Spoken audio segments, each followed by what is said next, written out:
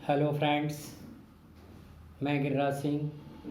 आज मैं आपको ट्रांसमिशन सिस्टम के बारे में बताऊंगा। यानी आज हम जानेंगे कि ट्रांसमिशन सिस्टम क्या है। फ्रेंड्स, जब हम गाड़ी चलाते हैं तो हमारी गाड़ी चलाने के टाइम पे हमें उसकी स्पीड चाहिए। अगर हमारी गाड़ी में गियर सिस्टम नहीं होगा तो हमारी गाड़ी का इंजन चालू तो हो जाएगा, लेकिन जिस तरह से हम 20, 40, 60, 80, 100, 120 किलोमीटर पर आवर की स्पीड पर जैसे हम गाड़ी को चला देते हैं तो हमारी गाड़ी इस तरह से इस स्पीड पर नहीं चल पाएगी। और उसी के लिए हम जो सिस्टम यूज़ करते हैं उसको बोलते हैं ट्रांसमिशन सिस्टम। यानी जो गियर बॉक्स है, गियर बॉक्स असेंबली है, और वो पूरी की पूरी गियर बॉक्स असेंबली एक ट्रांसमिशन केज के अंदर बंद हो जाती है और उस पूरे सिस्टम को हम बोलते हैं ट्रांसमिशन सिस्टम। यानी यदि हम अपनी गाड़ी में गियर बॉक्स का इस्तेमाल नहीं करेंगे तो हमारी गाड़ी का इंजन चल जाएगा, लेकिन उसी प्लेस पे ही खड़ा रहेगा जहाँ पे हमने गाड़ी स्टार्ट की है। ये जो गाड़ी की डिफरेंट स्पीड्स आती हैं, यानी हम 20 गियर मैंने फर्स्ट गियर में डाल देते हैं तो हमारी गाड़ी की स्पीड जो है मैक्सिमम 20 होनी चाहिए। जब हम सेकंड गियर में डालते हैं तो मैक्सिमम 40 पर होनी चाहिए। जब थर्ड गियर में डालते हैं तो 60 की स्पीड होनी चाहिए मैक्सिमम। और जब हम फोर्थ गियर में डालते हैं तो 80 की स्पीड होनी चाहिए। और फिफ्थ गियर में 100 एंड 120 तक हम से चला सकते हैं। वैसे मैक्सिमम हमें कोशिश करके 100 तक ही चलाना चाहिए, बाकी depend on roads condition.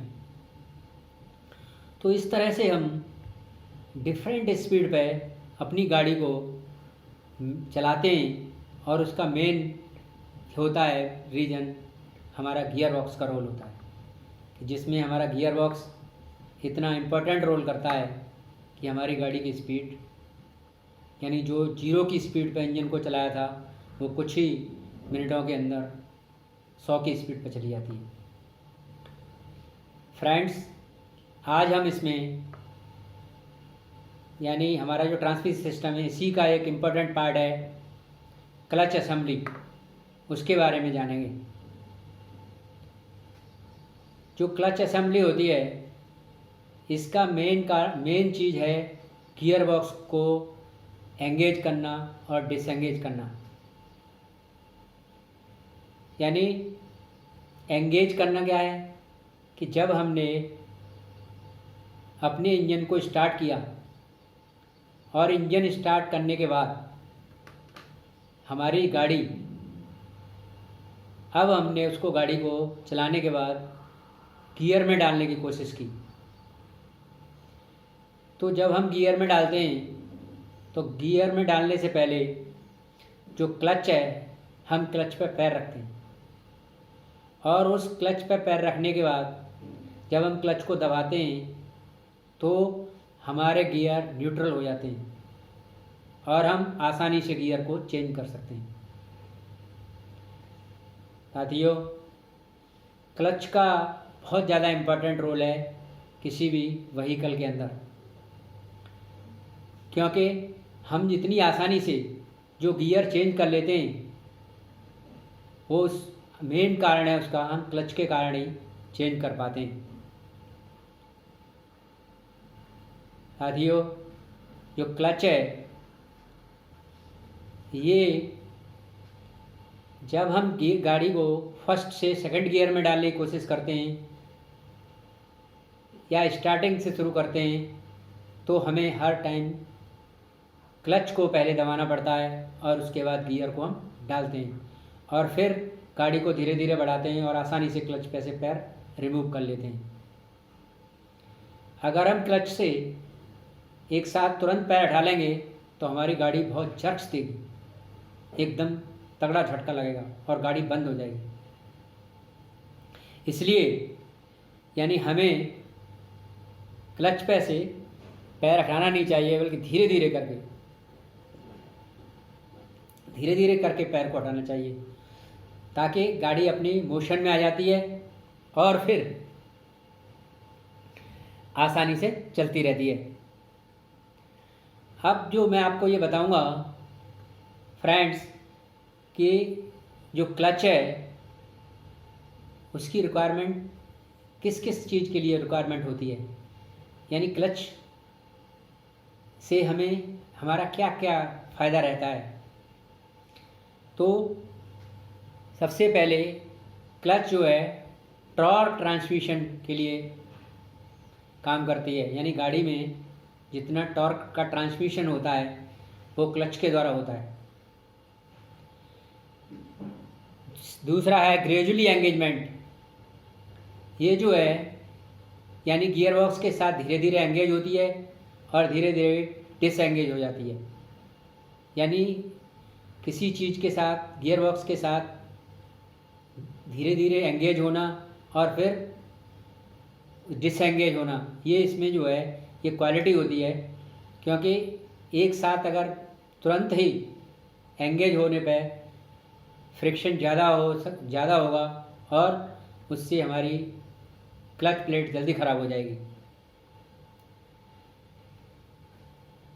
Heat dissipation जो है यानी गाड़ी जब चलती है तो गाड़ी चलने के टाइम पे इसके अंदर जो क्लच प्लेट है इसके अंदर बहुत ज़्यादा हीट पैदा हो जाती है, क्योंकि हम बार बार गियर चेंज करते हैं, कभी फर्स्ट से सेकंड में, सेकंड से थर्ड में, थर्ड से फोर्थ में, फोर्थ से फिर न्यूट्रल में, फिर फर्स्ट में। तो इस तरह से जो हम गियर बार बार चेंज करते रहते हैं इससे काफ़ी फ्रिक्शन पैदा होता है, फ्रिक्शन से हीट जनरेट हो जाती है।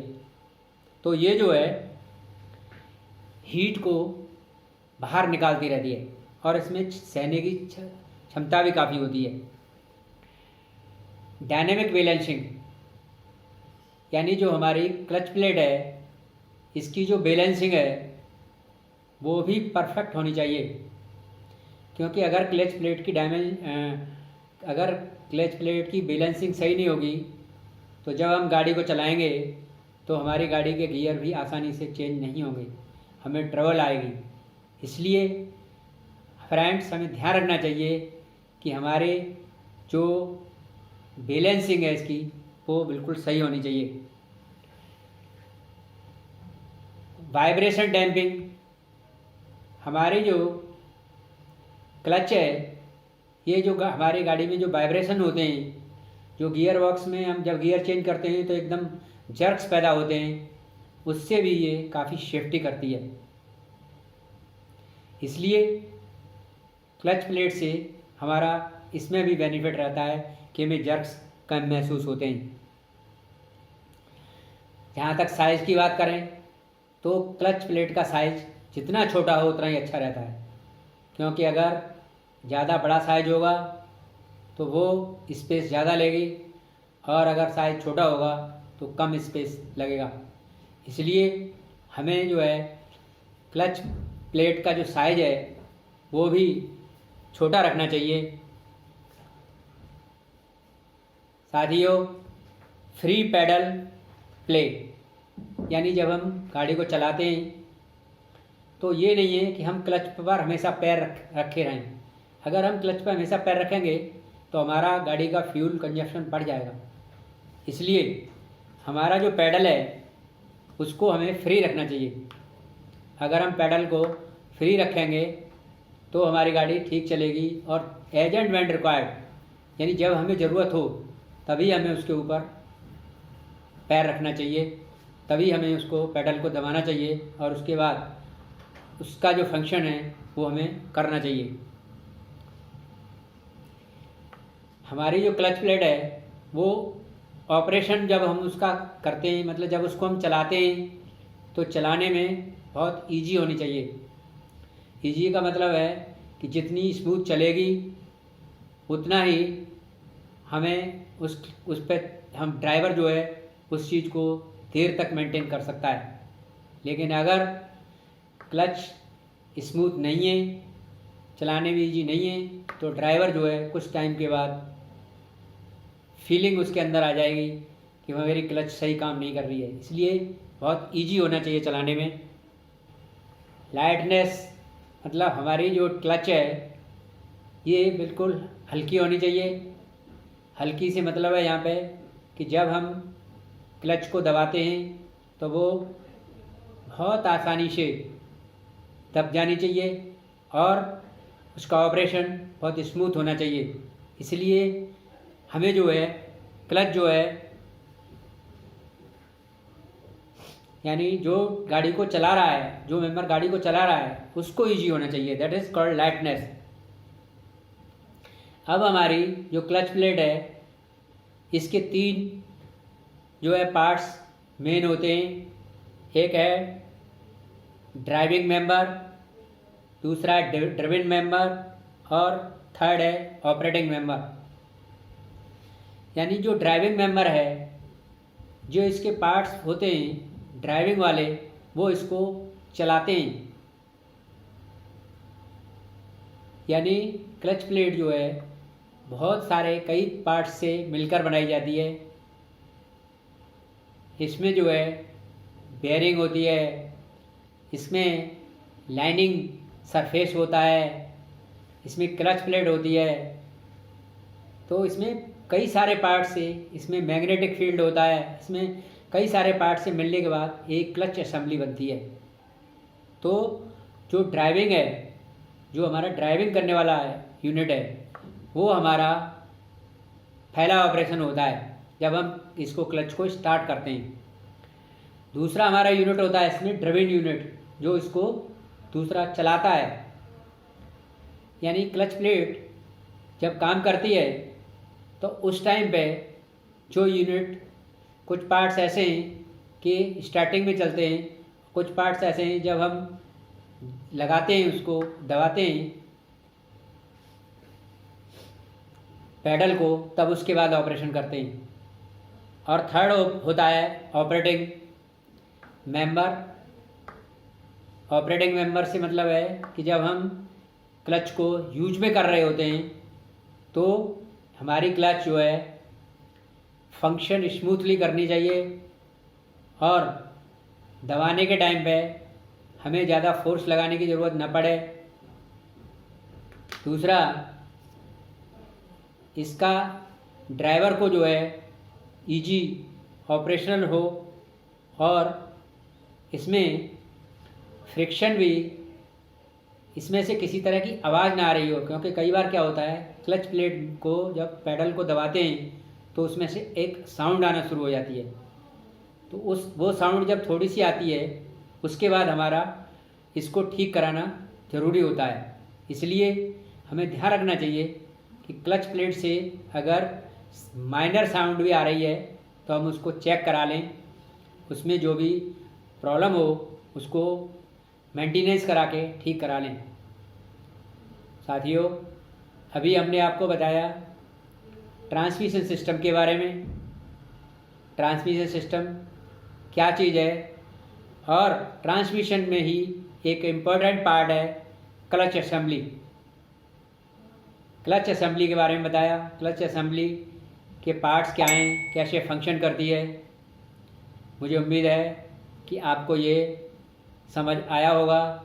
यदि आपको ये वीडियो अच्छा लगा हो तो इसे लाइक करें, और मैं जो है इसी में अभी ट्रांसमिशन सिस्टम में ही और भी इसके इम्पोर्टेंट पार्ट्स हैं, उनके बारे में नेक्स्ट वीडियो में बताऊंगा। तो अपने सुझाव जो भी हों कमेंट बॉक्स में ज़रूर डालें, अपने साथियों को शेयर करें। Thanks for watching. जय हिंद, जय भारत।